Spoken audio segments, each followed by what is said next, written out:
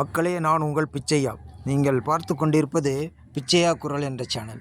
இப்போது தூதுவளையை பற்றி பார்க்க போகிறோங்க. இது ஒரு அருமையான மூலிகைங்க.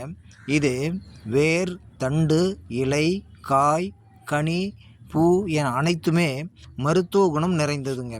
இப்போ பாருங்கள், இதை பார்க்குறீங்களா, இது தாங்க தூதுவளை. இதனுடைய பூ பாருங்கள், ப்ளூ கலரில் நல்லா அழகாக இருக்கும். பாருங்கள் எப்படி பூத்துருக்கு பாருங்கள். இந்த பூ இது காய் பச்சை கலரில் இருக்கும். அதை பாருங்கள், பச்சை கலரில் இருக்கும். பழம் சிவப்பாக இருக்கும். ஒரு அழகாக எப்படி சிவப்பாக இருக்குது பாருங்கள். இது எல்லாமே மருத்துவ குணம் நிறைந்ததுங்க. இதனுடைய மருத்துவ குணத்தை இப்போ பார்ப்போம். அப்புறம் இதை எப்படி சாப்பிட்றது அப்படிங்கிறத பார்ப்போம். பெரும்பாலும் இந்த இலையை தான் நம்ம உணவில் சேர்த்துக்குவோம். காயை வத்தலாக போட்டு பொரியல் பண்ணி சாப்பிட்லாம். பழத்தையும் சாப்பிடலாம். எல்லாமே மருத்துவ குணம் நிறைந்தது தாங்க. இந்த மருத்துவ குணத்தினால என்ன நன்மைங்கிறத இப்போ பார்ப்போங்க. மெயினாக இது நெஞ்சு சளியை எடுக்கிற ஒரு மூலிகைங்க. இது நெஞ்சு சளியை கரைப்பதில் முதலிடம் கொண்ட ஒரு மூலிகையாகும். எப்படிப்பட்ட நெஞ்சு சளியாக இருந்தாலும் இது கரைத்து விடுங்க. இதை நாள்தோறும் தினந்தோறும் உணவில் சேர்த்து வரணுங்க. இதில் புரதம், கொழுப்பு, தாது சத்துக்கள், கார்போஹைட்ரேட், இரும்பு சத்து, கால்சியம் போன்ற சத்துக்கள் இதில் அடங்கியிருக்குங்க.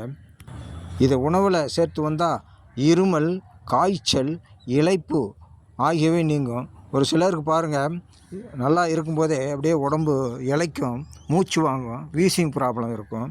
அவங்களுக்கு இது சிறந்த மருந்து. அடுத்தபடியாக இது உடம்பில் புற்றுநோய் வராமல் பாதுகாக்குதுங்க.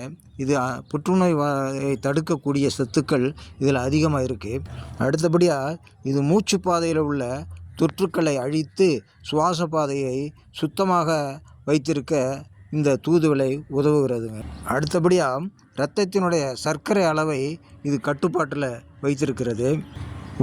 நம்ம உடம்பில் நோய் எதிர்ப்பு சக்தியை அதிகரிக்கிறது. அடுத்தபடியாக செரிமான கோளாறை நீக்குகிறது. பொதுவாக மேடை பேச்சாளர்கள், பாடகர்கள் போன்றவர்கள் இதை உணவில் சேர்த்து வந்தால் குரல் வளம் நன்றாக இருக்கும். இவ்வளவு நன்மையுள்ள இந்த தூதுவளையை உணவில் சாப்பிடுவது எப்படி, உணவில் சேர்த்துக்கொள்வது எப்படி என்பதை பார்ப்போம். இதனுடைய சுவை கொஞ்சம் காரத்தன்மையுடையாகவும், தொண்டையை கரகரான்னு இது சாப்பிடும்போது தொண்டையில் கரகர என்று இருக்கும். அதுதான் இந்த நெஞ்சு சளியை கரைத்து எடுக்கக்கூடிய தன்மையுடைய ஒரு சத்தாகும். அதனால் இதை உணவில் சேர்த்துக்கும் போது துவையலாகவோ அல்லது ரசமாகவோ அல்லது குழம்பாகவோ வைத்து உணவில் சேர்த்து கொள்ளலாம். ஆனால் இதில் புளி அதிகமாக சேர்த்து கொள்ள வேண்டும். ஏன்னா அப்படி சேர்த்தா தான் இந்த கரகரப்பு தன்மை எடுபடும்.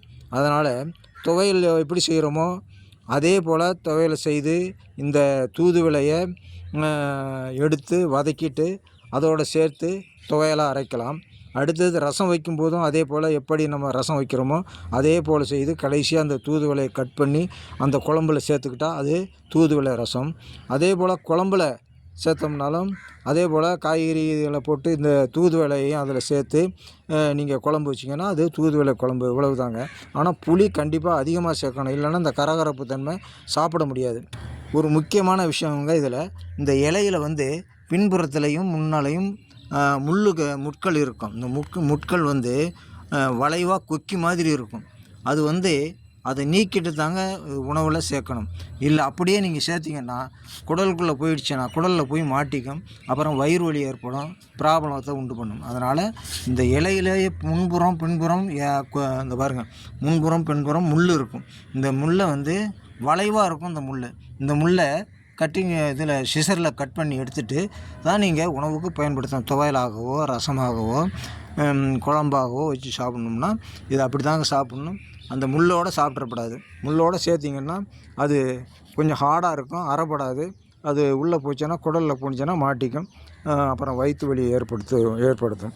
மக்களே, இவ்வளவு நன்மையுள்ள ஒரு மூலிகையை நீங்கள் உணவில் சேர்த்து நன்மை பெறுமாறு கேட்டுக்கொள்கிறேன். இந்த வீடியோ உங்களுக்கு பிடிச்சிருந்துச்சுன்னா என்னுடைய பிச்சையா குரல் என்ற சேனலை சப்ஸ்கிரைப் செய்யுங்க, லைக் பண்ணுங்கள், ஷேர் பண்ணுங்கள், கமெண்ட் பண்ணுங்கள். நன்றி, வணக்கம்.